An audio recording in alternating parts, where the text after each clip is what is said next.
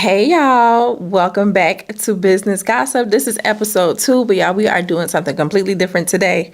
So I got a lot of requests asking me to do a backstory of who I am, where Rashida came from, how did I be home, how did I get homeless, all that good stuff. So I hope y'all got some popcorn, some wine or something, because my life is a movie, child. So I'm laying it all out on the table. Y'all know I got my little blanket. So we about to have some gossip, okay?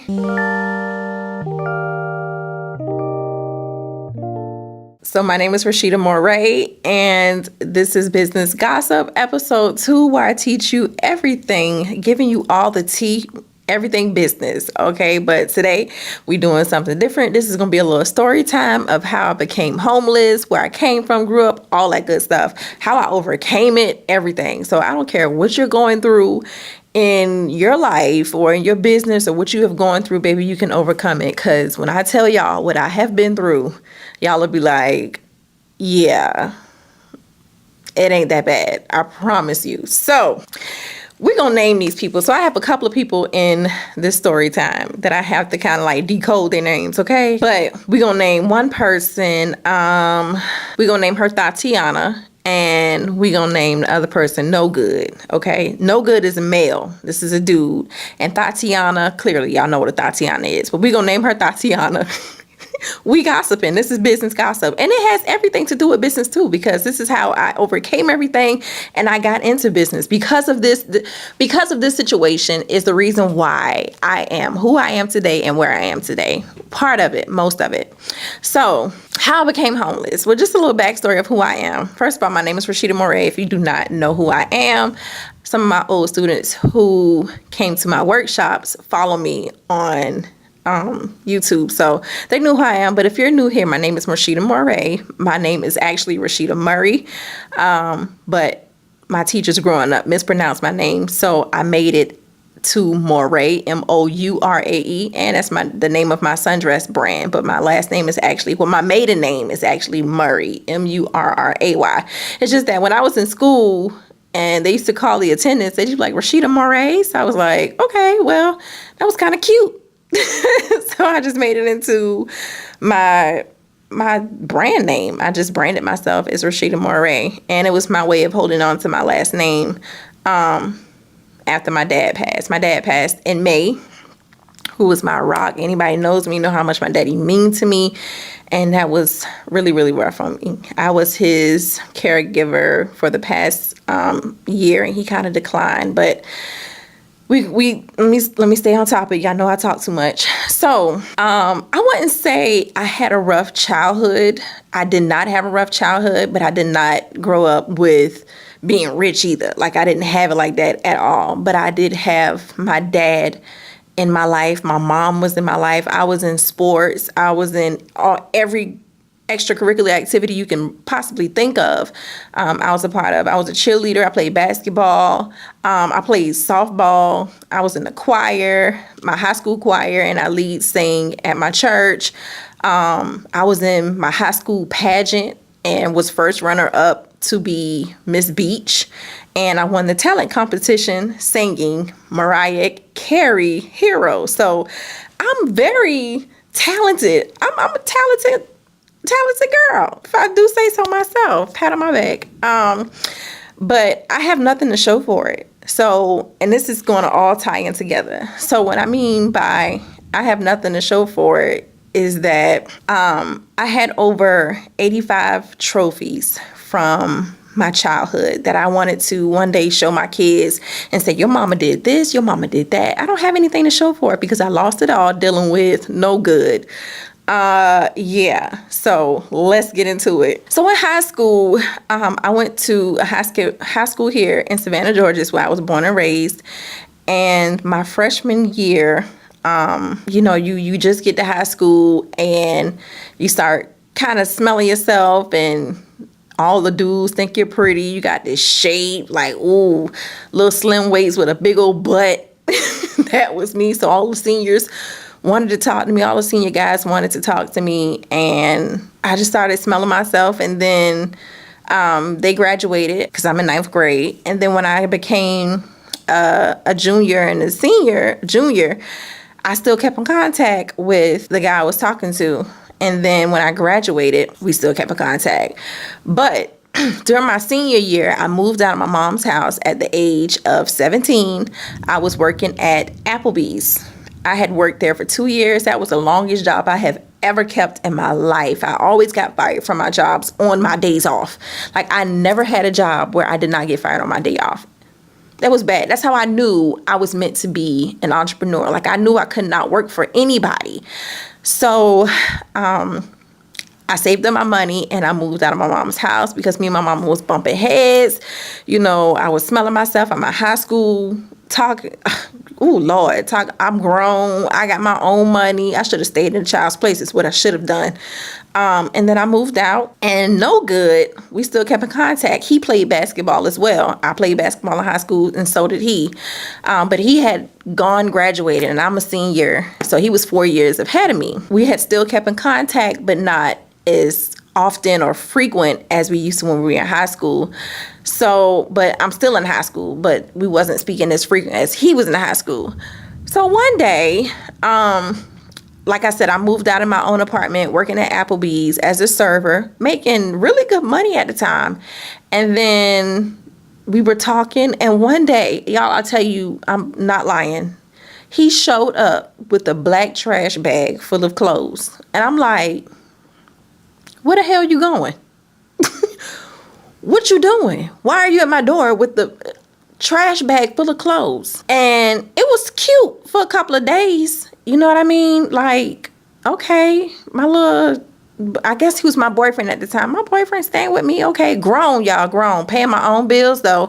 So my mom, it was irritating my mom because she really didn't have any say-so, I guess, so to speak, because I'm in my own place. So she was like, you can't have any boys over there. But she had cut me off. Her and my daddy completely cut my behind off. And it's thundering, so I don't know if y'all hear that thunder. But yeah, she had completely cut me off. So him and I were talking, and the day that guy walked through my front door is the day my life turned for the worst. I was an A/B student in high school. I was always independent. My dad had always taught me to never depend on anybody. My daddy taught me to never depend on him. You never depend on anybody. You figure things out on your own. Whatever situation you're in, don't go looking for handouts and you figure it out on your own. And that's what carried me to who I am today. Although it was tough and it was hard, those words stuck with me all my life. So, I'm about to get emotional already. Oh my God. Man up, girl. So yes, that stuck with me. And when he walked through my door, that was the first day of I began to hit rock bottom. I had moved out of the current apartment that I was in and moved into a townhome. Still doing really good for myself. And not to mention, y'all, I had bought this was 2007.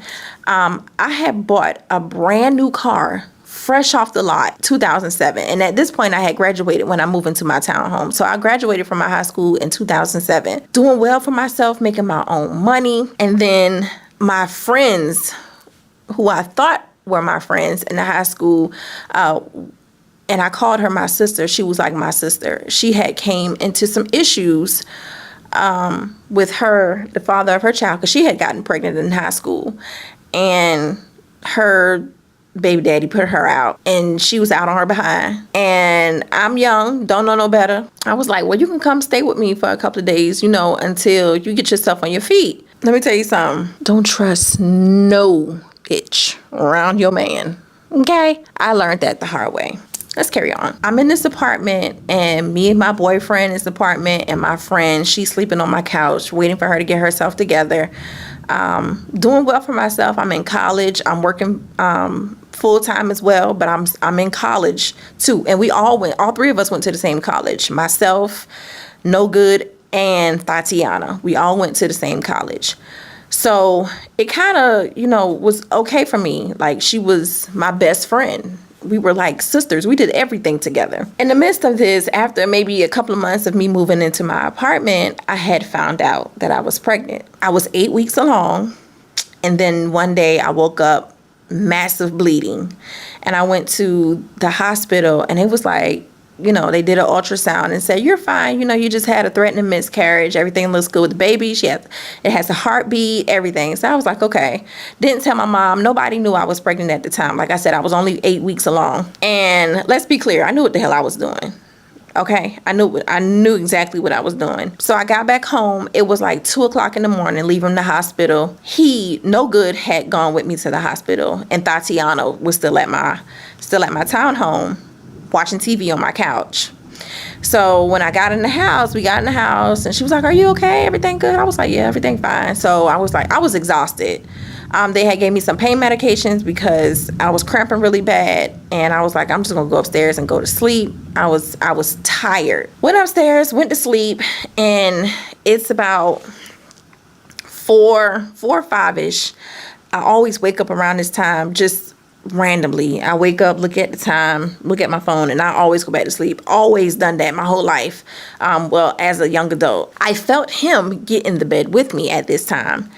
So I didn't pay it any attention. I just felt him lay back down. So the next morning, we all was getting ready to go to school. Like, we all went to the same college. Waking up, getting ready to go to school. I got dressed. I was feeling much better. And I was walking downstairs. Like, my room door is right here, and this is the stairs. Like, and then the front door is literally right there. So I can see the front door from the top of the stairs. And I'm walking downstairs, and as I'm walking downstairs, Tatiana walks in the door.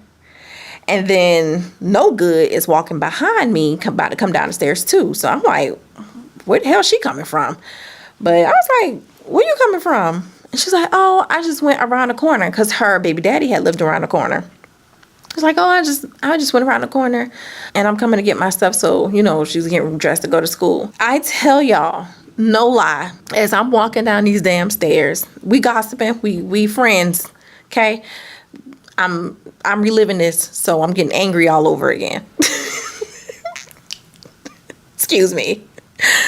So I'm walking down the damn stairs. He's walking behind me, and she's coming in the door. And mind you, I'm in the middle. So they stopped like a fucking deer in headlights and looking at each other. And I'm looking at her, and she looking at him. I look back at him, he looking at her, and I'm like, the hell y'all looking at? Just like that. That's my exact, what the hell y'all looking at? And so she was like, Rashida, come here. I need to speak with you. I need to talk to you. And I was like, well, what's up? Back then, I was reckless. I'm not even gonna lie. I was reckless. I would put my hands on you. So she knew this. So she tried to calm me down before she even told me anything.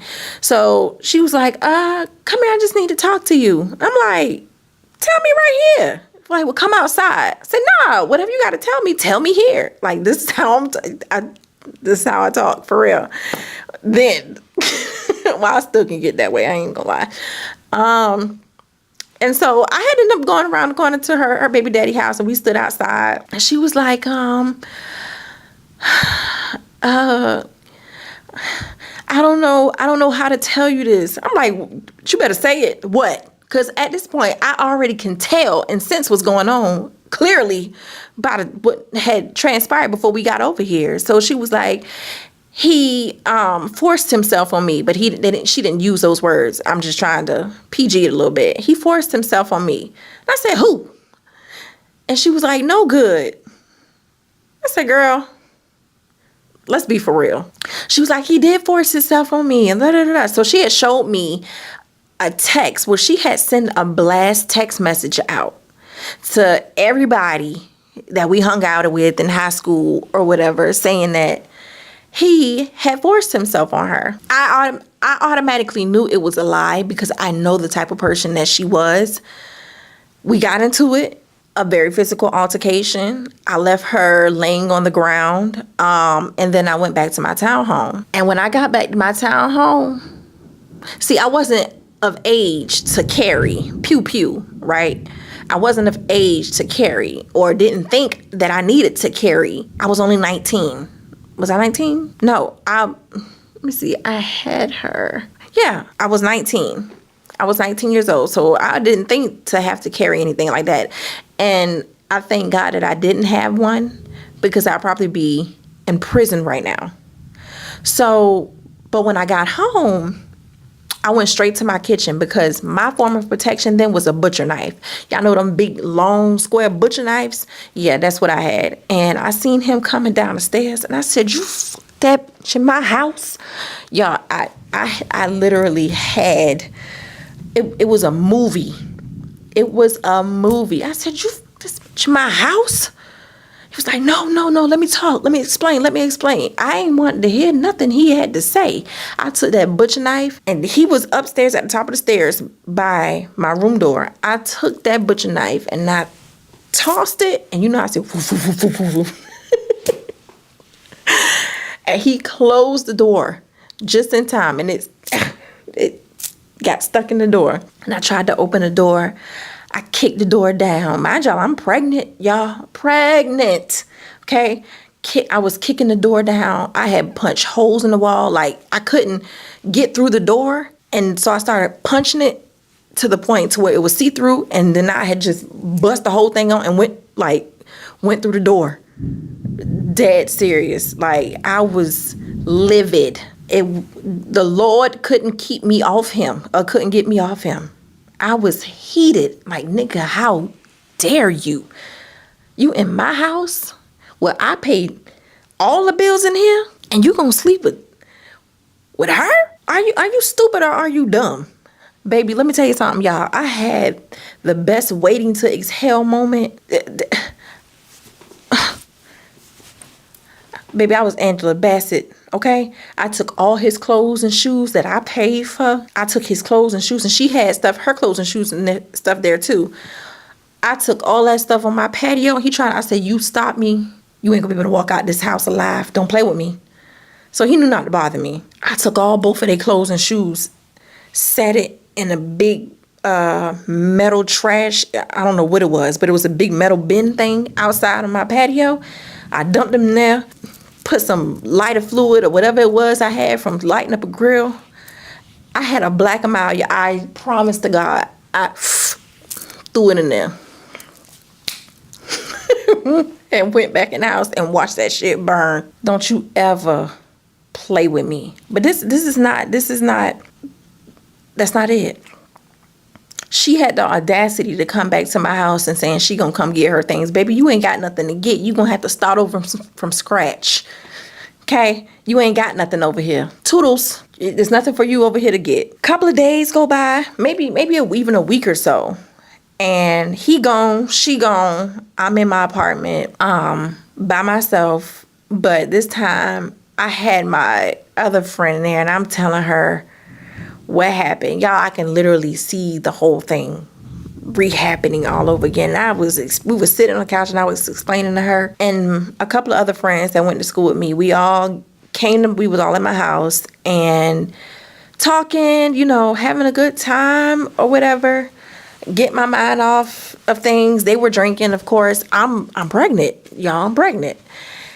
And all I heard was pop, pop, pop, pop, pop against my window, and then I heard the window almost shatter. I'm like, what the fuck is that? I ain't in the hood, y'all. I'm in a decent neighborhood where townhomes were. And I'm like, what the hell? This girl done put out told y'all, she sent a mass text saying that he forced himself on her.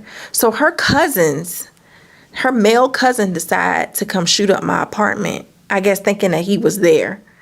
They shot up my townhome.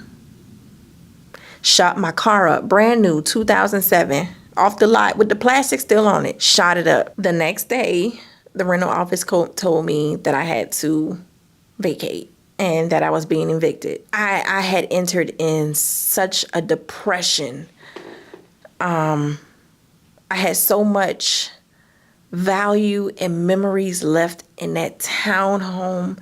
Every memory that I had about my my high school, my child, all my trophies, everything, pictures, everything I had put in storage.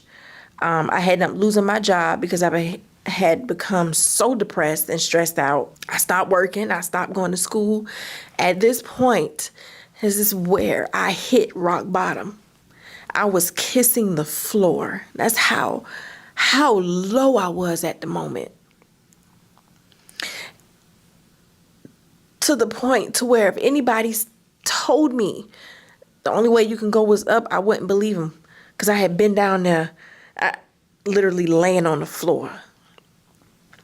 That's the feeling nobody would ever want to feel. It was the worst feeling in the world. I moved out, no job, dropped out of school, pregnant, got extremely sick from being depressed and stressed out, because at this point she had taken out a case on him for forcing himself on her. So he had a charge on him at this point. So my mom and my brothers helped me move. And my dad didn't want to have anything to do with me because it was a I told you so type of situation. And I needed him at that moment. So he wasn't talking to me. And then when I had all my trophies and everything, all of the memories that kept me happy, I put into storage, and I should have left them at my mom's house. Was not able to afford my storage. Mind you, I'm not the one to ask for help. So I wasn't going to ask my mom, can you pay my storage for me? Although I felt like it was a situation to where she could have offered, but I wasn't going to ask her. I was going to try to figure it out on my own. And when I did figure it out, it was too late. They had already sold my storage, so I'm sure they didn't want to keep my sashes, my plaques, my trophies. I'm sure it was in a dumpster. And at that moment, I honestly felt like there was no reason to even live anymore. That's how I felt. I slept in my car. I could have gone home to my mama's house. I could have went to my mama's house for sure. But I was grown. That's what I said. I was grown, and I'm going to figure this out. That was my thought process. I'm going to figure this out on my own. Slept in my car for about a week. I would go park my car in the mall parking lot and go to sleep. Sometimes I would sleep on my cousin's sofa and go to her house just to, grab me a bite to eat when I got hungry. I'm pregnant, y'all. 19. I'm pregnant. Going through all of this. Okay? Even to the point to where I used to go to No Good's sister house and sleep on her couch for a while. And then my cousin one day, at this point, I'm about 24 weeks. This is how long this has been going on. This is how long I have been bouncing from couch to couch in my car. Oh, not to mention, my car had got repossessed. They literally tried to tow my car when I was in it asleep and didn't know it. So I had to call my cousin and to come get me because they were trying to tow my car. So I was like, whatever, And in my mind, I always say, I'm going to figure it out. And because she would ask me, like, what are you going to do? I was like, I'm going to figure it out. I'll figure it out. That's what I kept telling myself. I'm going to figure it out. So one day she took me to Walmart to buy me a couple of snacks or whatever. And when I was in Walmart, I saw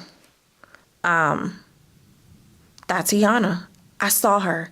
And mind you, I hadn't seen this girl since I was 8 weeks pregnant. I hadn't seen her since then. I'm now 24 weeks pregnant, and I see her, and I immediately get angry all over again. I wanted to choke the out of her. Because you did this to me, bitch. Excuse my French. That's what you did this. but both of y'all did it. That's how I felt at the time. And I tried to ignore her. My cousin was like, Rashida, just ignore it. Keep going. You pregnant. You know, you can't be doing this. So we walked every goddamn aisle. She worked there now. Every aisle we went on, I see this girl face. I see her and I just get angrier and angrier and angrier. And my cousin would continuously say, Rashida, let it go. Come on, let's go. Let's just get what you need and let's just go. So we walk out the store. We walk out the store and we walk to my cousin's car, and we're getting in the car and we're talking about it. It's myself, my cousin, and her best friend. And we're walking to my cousin's car, and I'm getting in the back seat, and then I open my door and accidentally hit the car next to me because it was too close. And I was like, oh, I'm sorry. It was Tatiana. You parked next to us. Why? Y'all know this girl had the audacity to roll her window down. She rolled her window down at first. It was like, why are you so angry? Why are you so angry? And I sat there for a minute, and I'm just, you know how on the movies and you just on a movie, it's like they're just blacked out and it's just like people talking, but you hearing them, but you zoned out. That's what I did for about 5 minutes. I zoned out and whooped her ass in that car. I drug her ass. Yes, I did. I drug her right out that car. I beat her head on the pavement and I left. I zoned out. I blacked the hell out. I sure did. And when I got home, I got back to my cousin's house rather, and I wasn't feeling too good. I was like, dang, I don't feel good. So, I think my cousin had to go out of town, and like 2 days later, I ended up having to go to my mom's house. I went to my mom's house because she was cooking, and she told me to just come over. Come eat. You need to come eat some home-cooked food. So I went over there, and I was eating, and then I went to go lay in my old room just to take a nap because I wasn't still feeling good. I was having cramps. I didn't know that they were contractions at the time. I'm like, dang, Mama, my stomach hurt. Like, she was like, what do you mean your stomach hurt? I said, I feel real bad cramps like I got the boo-boo. She was like, well, go boo-boo. So I was like, well, there ain't nothing coming out. And I was like, Mama, this ain't something ain't right. I said, no, this ain't no regular cramps. So we went to the hospital. They put me on a machine. I was having contractions, and they sent me home. They gave me some type of medication, I can't remember, and they sent me home. And when I got home, about an hour later, they got worse. I mean, they got intense. I was like, I got to go back. Mama. So I went back to the hospital, and I had been 2 centimeters dilated. Mind you, I am 24 weeks pregnant. This baby cannot come at all. Like, little girl, you need to stay in there. I was 2 centimeters dilated, and they kept me, and they had me put my feet up. They gave me medication to try to stop my contractions, all type of stuff. They tried to even stitch my cervix back together, and it wasn't working. I was dilating fast. So May 13th at 1:48 a.m., my daughter was born at 1 pound, 8 ounces. They kept saying she wasn't going to make it through the night. And then 24 hours passed by. Then they said she wasn't going to make it past a week. A week passed by. And then they said she wasn't going to make it through a month. And I said, well, at this point, I'm not listening to y'all no more. And during this time, my daughter saved me. Do you hear me? My daughter saved my life. Okay? She saved me. My daughter saved my life. I started listening to gospel, and one of the songs that kept me going was Marvin Sapp, Never Would Have Made It. That song had just came out, and I listened to it every single day.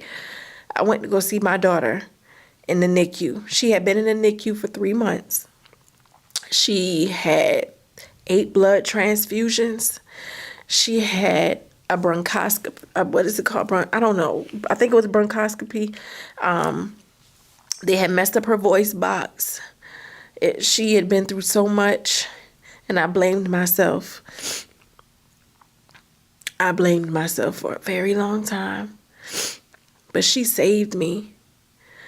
And it was a blessing in disguise, because when my baby came home, she came home when she was 3 months old. And y'all know the platform MySpace. So she came home with a breathing tube, tons of medications, and a heart monitor. Her heart would stop randomly throughout the night. One night, it got so bad to where I thought, at this point, I'm living with my mom. Of course, my mom, she's not going to let her grandbaby be out. So she's like, you coming home. You got this baby. You need to come home. So she had came home with a lot of medication. She was on steroids. It was a lot. It was a lot. So during that time, I wasn't able to work because I had to be home with my baby, because I had to administer her medications at certain times. So I was not able to work at the time. So I spent my time on what was then MySpace. I remember MySpace. I had a MySpace page that kept me going, And then one day I went in my inbox and this dude was like, I like what I see. Like, boy, what you saying? What you talking about? I like what I see. So we started talking on MySpace, gave him my phone number, lied about my age, girl. Lied about my age. And then finally told him like a year later, it was like, oh, when my birthday came around, I was like, oh no, I'm not. I think I told him I was 21 at the time. I was 19 as hell. 19 turning 20. And I think I told him I was about to turn 21 or something like that. And I was like, oh no, I'm actually 20 or 20. I forgot how old I was turning. He was like, what? You lied about your age? Well, what you gonna do? Leave? So, and he's my husband, baby. He's been in my daughter's life since she was 3 months old. My baby is now 15. And from there, my life started looking up again. We started talking and spending a lot of time together in the relationship that he has with my daughter. I cannot have asked for anything better. And I always told myself I want somebody with the qualities of my daddy. And I had not talked to my dad for a very long time. My whole pregnancy, I did not talk to my daddy. But he did show up when he found out I was going in labor. I think my mom told him. He showed up at the hospital. And when he came in walking in the door, I was like, what you doing here? But I'm a daddy's girl, and I had missed my daddy. But we had not talked for a long time. That's the train. Excuse me if you can hear the train. So, my husband and I, Tramar, we started talking every single day. My husband and I started talking every day. We went on our first date. And from then we were inseparable. Like, he used to come to my mom's house, rock my daughter to sleep. Like, she would not go to sleep. It got to a point to where she wouldn't even go to sleep for me anymore. He would have to rock her in order for her to go to sleep. Like, that's how much of a bond he had developed with her. And it was just such an amazing thing to see. Like, I was like, oh my God. Ooh, boy, I'm gonna marry you 15 years later. But that's when when we were dating, my husband and I, when we were dating, we were broke as hell. He ain't had no money. I ain't had no money. And when we were broke, those were the happiest times we ever had. Like, we would go to these open houses. You know how people have open houses when they're trying to sell a house. We acting like we about to buy the house. Like, oh yeah, we've been approved for a mortgage. Line. We used to do the same thing with apartments. Used to go manifest. We used to go window shop all the time. We were so broke. My husband lived on the east side of Savannah, and my mom lived on the south side of Savannah, far apart, 35 minutes away. We were so broke that he would drive to my mom's house on an empty tank, and I would scrape up quarters around the house. And I used to come up with like $2 or $3 for gas. I was like, oh, babe, I got your gas money so you can get back home. Yes, we used to scrape up quarters, any change to put in his tank so he can make it back home. That's how broke we was. It was crazy. But then we started to get back on my feet, and my mom helped me get a job at the tax commissioner office. She had been working there for 40 years. Now it's been 40 years, but then she had been working there for a long time, and I had got a job working at the tag office, and I was working odd jobs then too. So my husband and I, we had moved out. I made him move out of his mom's house. So we moved into our first apartment. We had been in that apartment. Everything was going good. He had proposed to me. It was the worst proposal in the world. I came home from work and he was playing a game. And it was dishes in the sink. And I could have sworn I had told him to put the dishes up because I washed them. I said, just put the dishes up so I can cook when I get home. It was the worst proposal ever. He was like, just go ahead and put them up for me. Put them up for me. And I'm slamming shit. Like, I told you to put them up. I opened the cabinet about to put up some of the bowls, and it's a ring in there open. I said, nigga, is this your way of proposing to me? But I accepted it. Like, how ghetto is this? You gonna put my ring in the cupboard? What? Who does that? My child was calling my husband daddy, and that's been her daddy ever since she was 3 months old.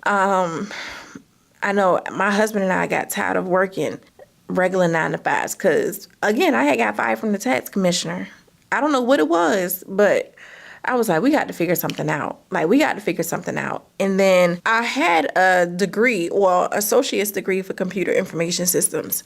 So I said, well, maybe I want to do something that's in my career field. I started working as a government contractor for a company, and I hated that. I still hated my job. And then I started doing research because in my husband and I free time, my fiance at the time, free time, we would like to ride around and look at big houses. And we used to see all these expensive cars. And I'm like, ain't no way these people making this type of money living here. Like, we live in a city to where making that type of money wasn't a normal thing. So I was like, it got to be another way. So I started researching, and I came across this small group that was talking about business credit. And I used to get on these calls, and I was the only little black girl on these calls. I was like, these folks got credit for their businesses? Like, what the hell? Never heard of it. But I would always get on those calls faithfully. And they taught each other how to build each other's business credit, how you can report to each other's business credit reports. So I began building my own business credit. I was like, babe, I think I figured it out. I told him just like that. And from that moment, I said, let's buy a house. My whole mindset had changed. I said, quit your job. I will buy you a truck so you can start doing your trucking business. And he was like, girl, you crazy? I said, trust me. I got it. And once I set my mind to something, it's like, it's no going back. So I told him, I said, quit. He was working at the airport doing some warehouse type job. I said, quit your job. I got us. I said, let's go buy a house. We bought a house. I started my first business as selling raw Cambodian hair, and it took off. I made my first YouTube. If y'all scroll all the way down on my page, 2015, I think it was. That's when my first YouTube video teaching people how to build business credit and buy inventory with it.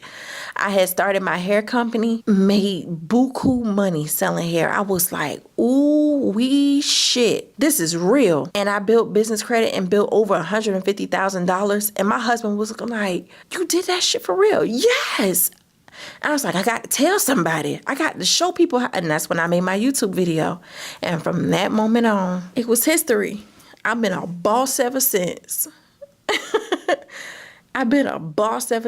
And I went on tour and did workshops and seminars teaching people how to build their business credit, how to establish their businesses. And then I learned how to protect myself because I had been getting sued. People was taking me to court. I ain't never showed up to court. But through that, I learned how to protect myself. I learned how to protect my assets because I had people try to come after me for my inventory and everything, my cars, everything. I learned everything that I'm teaching you guys. I learned on my own. I learned from messing myself up. Genuinely, ain't nobody taught me nothing. My daddy just instilled in me to never depend on nobody. Figure that shit out on your own. I've been figuring it out ever since, and I'm still figuring it out. And I'm going to continue to figure it out. But guess what? I'm never going to be closed-minded to learning new things. Never, ever. If there's a course, I'm going to take it. I don't care how much it costs. The most I've ever spent for a course was $4,000. You can never learn too much. You can never learn too much. But you're going to have to start somewhere. And and that shit might not feel good. Start from the bottom ain't going to feel good. Ain't going to feel good. I was kissing rock bottom. Like, me and rock bottom had a relationship. And it did not feel good. But I vowed to never in life. And people say never. I will never, mark my words, I will never get into a position to where I get to where I was 15 years ago.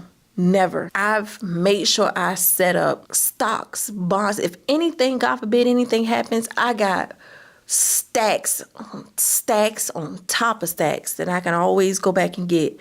But I ain't gonna need to do that because guess what? I've learned so much over the years. People would pay top dollar to learn what I've learned and what I've accumulated over these years. People didn't know nothing about business credit. Nothing. Business credit was not a thing when I learned about business credit. When I made that video, nobody knew, at least not us, that your business can have its own separate credit profile. I told my husband to quit his job.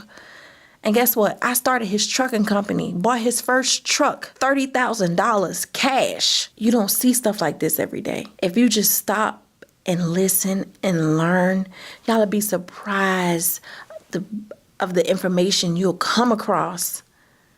And once you learn something, monetize it. Always monetize it. Somebody want to know what you know. I don't mind giving information away for free. That information that's going to change your life, you got to be in my circle.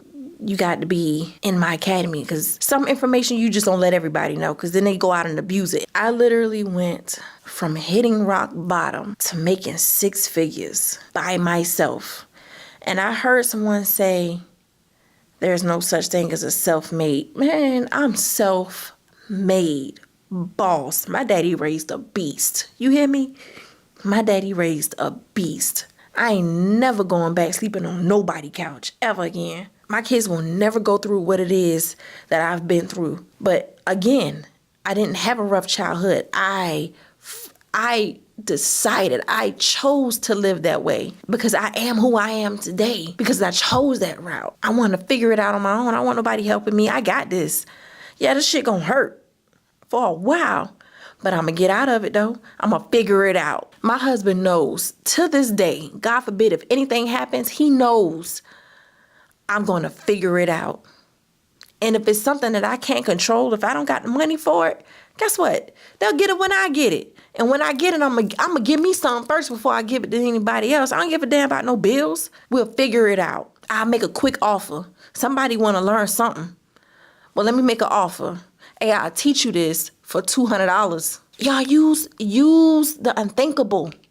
Use the unthinkable. Think outside the box. There is no reason why nobody should not be able to make money, especially with social media today. If I can do it, anybody can do it. Look what I've built with my bare hands. I did this by myself. Every time I walk into my studio, like I did this shit by myself. My husband didn't even help me with this. My husband ain't no contractor. He didn't know what he was doing. I didn't know what I was doing. But guess what? I figured it out. He's not the type of person that I am. I'm going to go figure that. Look what I've built. Had no clue what I was doing. When God gave me a vision, I see it and I can't unsee it until I finish it. And I finished it and I'm proud of myself. I monetized the studio. I got 2 brands. I got money coming in constantly. I hit rock bottom having nothing. My car was repossessed while I was sleeping in it. There's no reason why you should be in a situation you're in. If you're in one, I'm telling you, you just need to get a hold of somebody who has been through it. Hold on to somebody who can help you navigate through this business world. I appreciate my headaches with business because the headaches that I have is just so many thoughts of more ideas of ways that I can make more money. But let me tell you this, let's not get it confused. You have to love doing it. When you start doing stuff for money, it's never going to work out. You have to enjoy what you're doing. I'm enjoying sitting here talking to y'all. Whoever watching this is what makes me happy. This is me coaching. I knew I was supposed to be coaching, but I didn't know how I was supposed to coach. And this is it. I'm sitting here being vulnerable, telling y'all a story I ain't never told before. My mama don't even know this. Till this day, she don't even know what happened in my apartment. But I'm telling it to y'all, to the world. Whoever sees this, like, you can do it. You just got to believe in yourself and keep telling yourself, I'm gonna figure it out. Just keep that locked in your mind every day.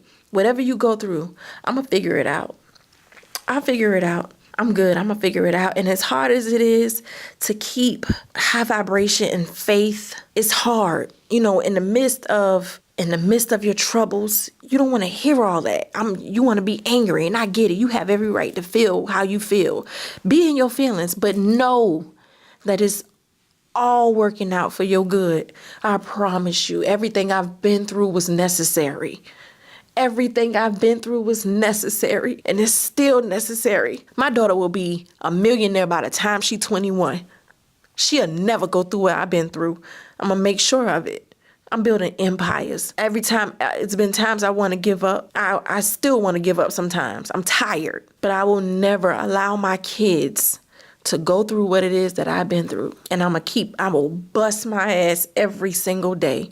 So, I'm sorry I got emotional, but I hope this touched somebody. Y'all definitely leave in the comments.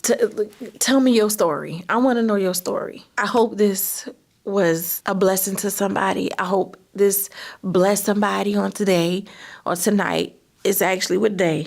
Y'all got me crying in there, child. It's Friday. I'm going to go home and I'm about to edit this and it'll be uploaded tomorrow, Saturday at 3 p.m. But I hope this is a blessing. Y'all keep going. You got to keep going. You have no choice. You don't have a choice. If I can do it, you can do it. I will see y'all Wednesday. Thank y'all so much for watching. Y'all go ahead and give this video a thumbs up and make sure you subscribe and put on that notification so you'll be notified when I upload on Wednesday. I love y'all and good night.